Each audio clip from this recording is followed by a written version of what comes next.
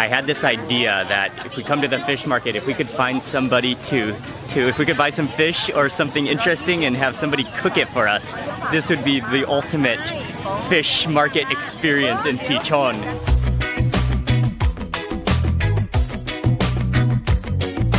Good morning, everyone. It's Mark Wiens. I am in Sichuan in southern Thailand, Nakhon Si Thammarat. This morning we are at a very local fish market, which is right next to the ocean, and we're here to just walk around and see what we can find. I'm loving it. We got here at about 7, it's about 7:30 a.m. and we were, oh, I have a boat coming right now. Okay, but we got here at about 7 a.m. and I was almost disappointed because all the trays are empty. We thought they were cleaning up already, but they have just told us, an auntie has just told us that the fish haven't arrived yet. So they'll be coming in about 30 minutes hopefully. So we're here at perfect time. This has to be one of the most picturesque markets I've ever been to in my life. It is right next to the ocean. Just a friendly atmosphere, just all local fishermen, the coconuts.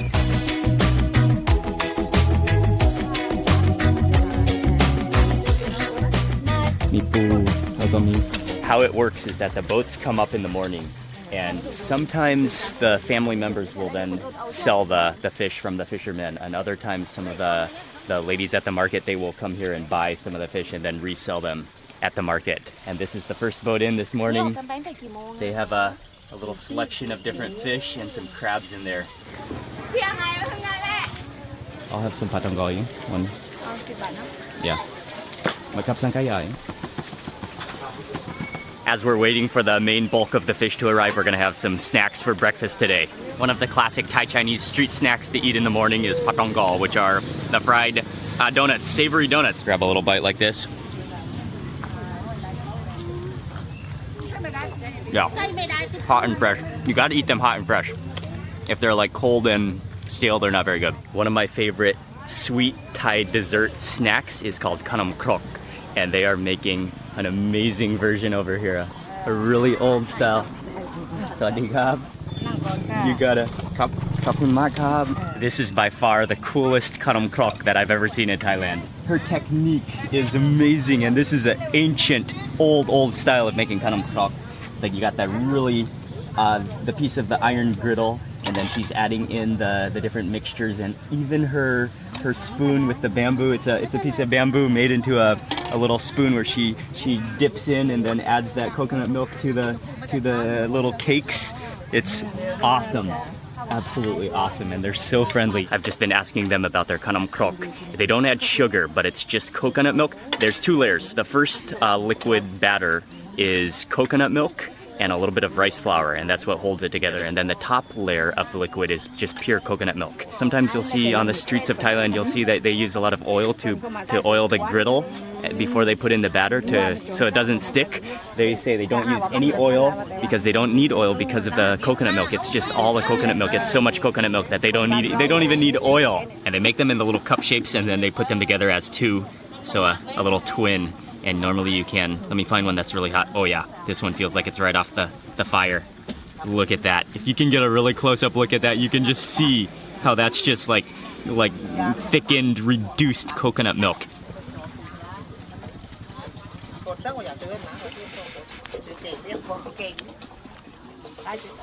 Oh, that's amazing. Oh, I think that's the best khanam krok I've ever had. There's no sugar in it. They give you a little packet of sugar to eat on the side. You can either pour it on, or you can just eat it with no sugar and just rely on that coconut milk for the sweetness. The coconut milk itself has a little bit of a sweetness. It's also a little bit salty. They've added some salt to the recipe to contrast, and that just kind of increases the flavor of the coconut. It amplifies the flavor of the coconut.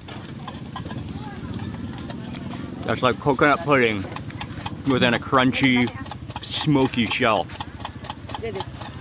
Outrageously good. Here comes another boat in from the sea, and this is like a chain pulley device. And there's actually a motor there to pull the boat in from the ocean onto the bank. That looks like it's been used a few times.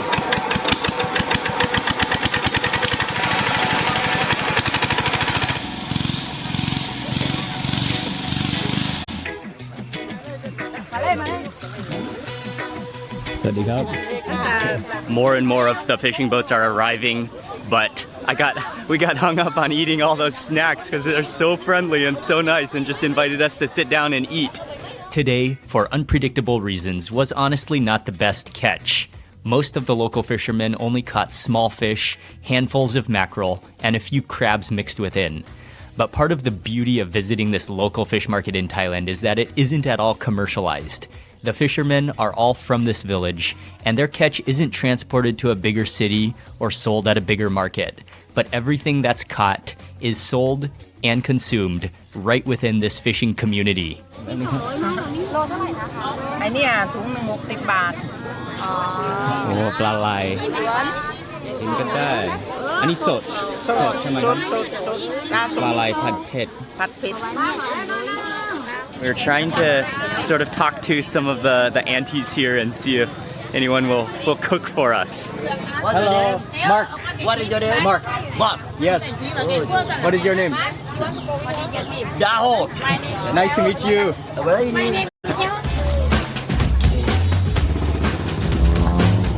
I just ended up on the back of a motorbike and we are going over to Auntie's house to cook some eel. ปลาไหลผัดเผ็ดใช่ไหมครับปลาไหลผัดเผ็ดขอบคุณครับ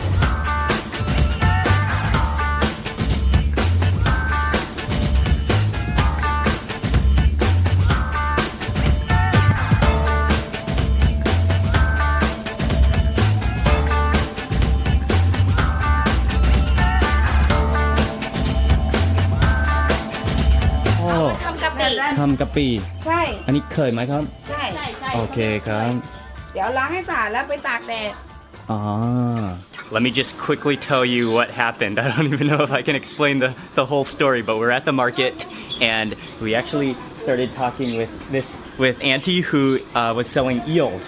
I was just asking them how she cooked it, and she said she makes pad pet, which is a stir fry with chili paste and lots of chilies. And then we just kind of asked her, or Ying talked to her, and all of a sudden I was on the back of a motorcycle on the way back to her place, and she's making a dish called balai pad pet, which is eel stir fried with all the chili paste, and I can't wait to try it.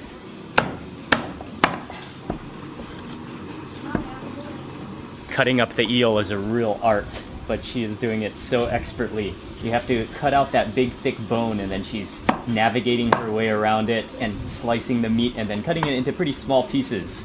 But you can tell that she has done this many times. At this house they're also making gappi, which is shrimp paste. So it's fresh shrimp paste that they're, well, it's not fresh because it has to leave and sort of ferment to make it shrimp paste.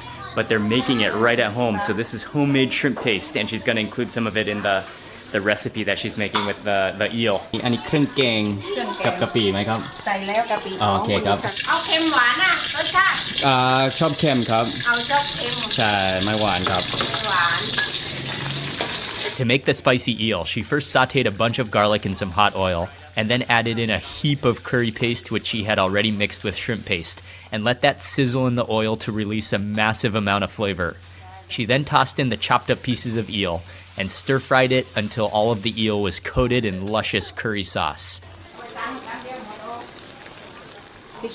ชอบด้วยครับ นี่ซื้อต้นมาด้วยนะมาปลูกไว้ มีต้นด้วย ใช่มีต้นปลูกไว้ โอเคครับ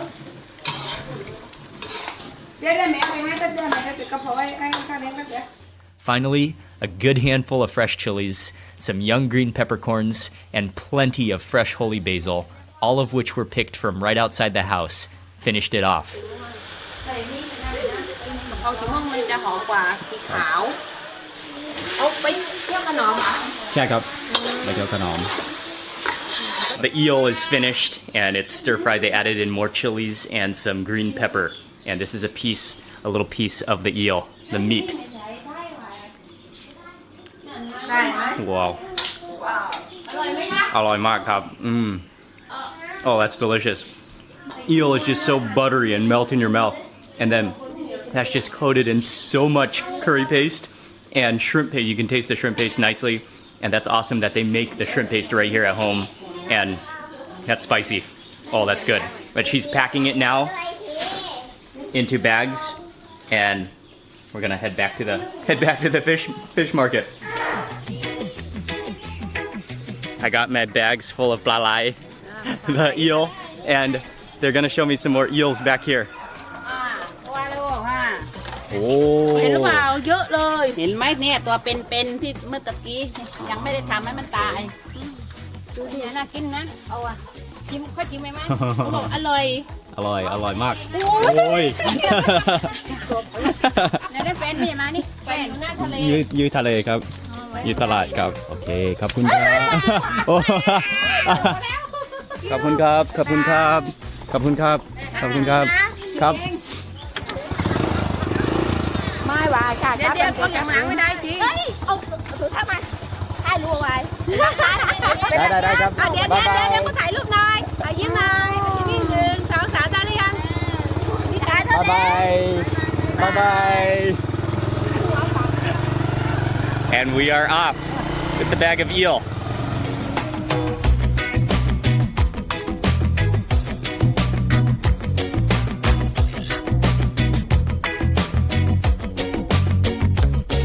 For the fish market today, there wasn't a lot of big fish. It was mostly small fish, a lot of mackerel.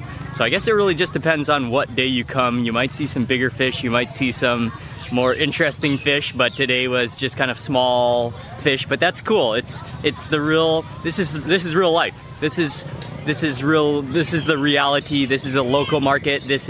They are selling fish just for people within this neighborhood and in this coastal community. And so this is what I love seeing. This is amazing.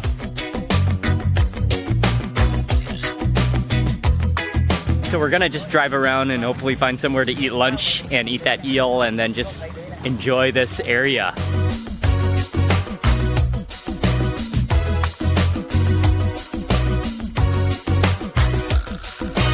We just stopped on the side of the road because Ying spotted they're picking the coconuts, but they're using monkeys. Monkeys are up in the trees and they're the monkeys are picking the coconuts. Boom, here comes a coconut.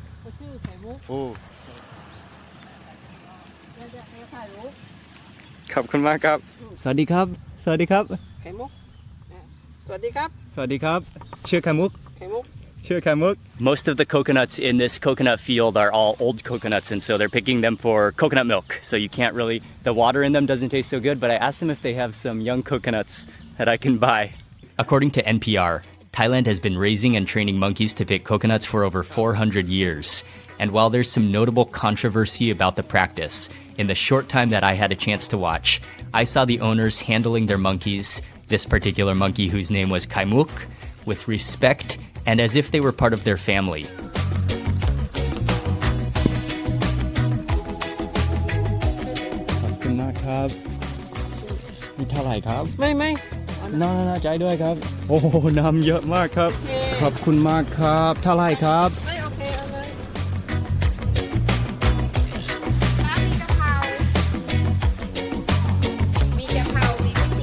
We've stopped off just at a local restaurant. There's not a lot of choices for restaurants around here, but this looks like an amazing spot. It's right next to the beach.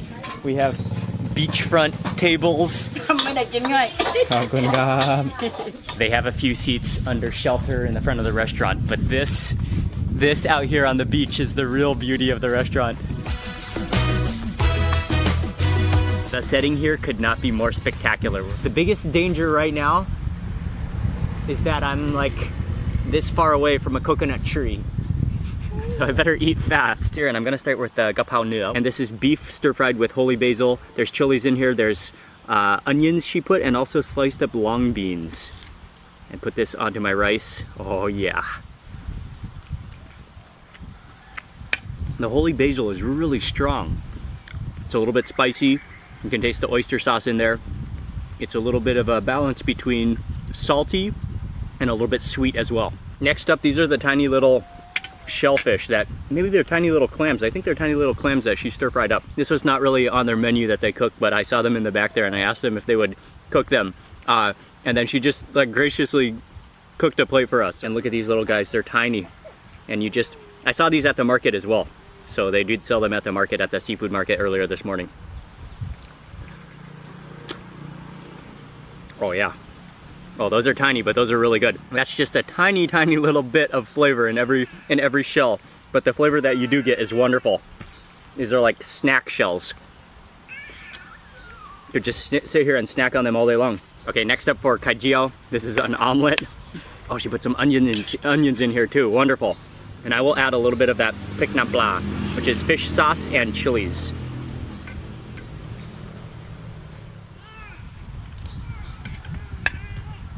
It's one of the great flavors of Thailand. It's crispy, it's salty. The fish sauce gives it the wonderful Thai uniqueness of it. And then finally, not forgetting the eel. อร่อยมากครับ อร่อยมากทุกอย่างครับ แล้วก็อันนี้ผัดเผ็ดครับ Let me take out some of this. There's some bones in here too, but you can see all of that. Oh wow, look at how chunky and just full of all those ingredients, those herbs. There's lemongrass in there, there's turmeric, there's young pepper in there. เป็นทุกอย่างนะ กินเป็นทุกอย่างครับ กินด้วยครับ All right, so with the eel, you gotta, I'm not sure if there's any bones in this bite or not.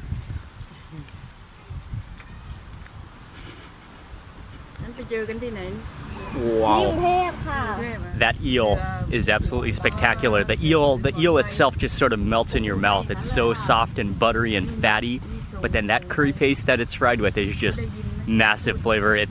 You can taste the lemongrass, the turmeric in there. It's spicy, properly spicy. I love the green peppercorns, and also you can taste the holy basil in there as well.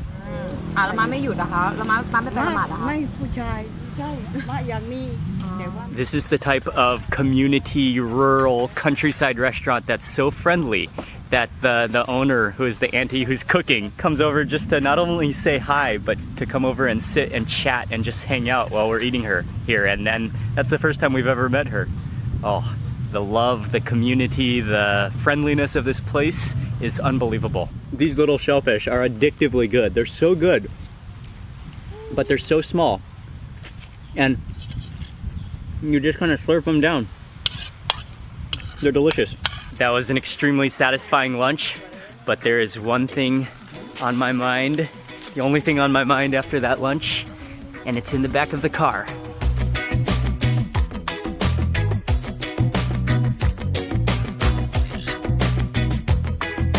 I've never opened a coconut in this fashion before, but they have an up-pointed spear. This is so you don't fall on it. I think this piece of coconut, but then I don't know if I'll be able, I'm gonna try using this for the first time. Actually, I have an expert who's gonna help me. Okay, ครับ ครับ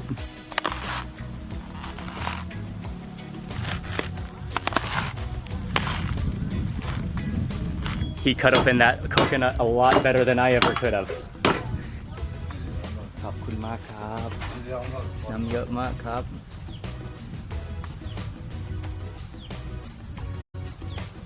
Oh, that coconut is just filled with water. There's so much in there. Oh, wonderful. Oh, it's kind of leaking out. You got a hole in the shell. ขอบคุณมากครับ ขอบคุณมากครับ Okay, ครับ ขอบคุณมากครับ Oh, yeah.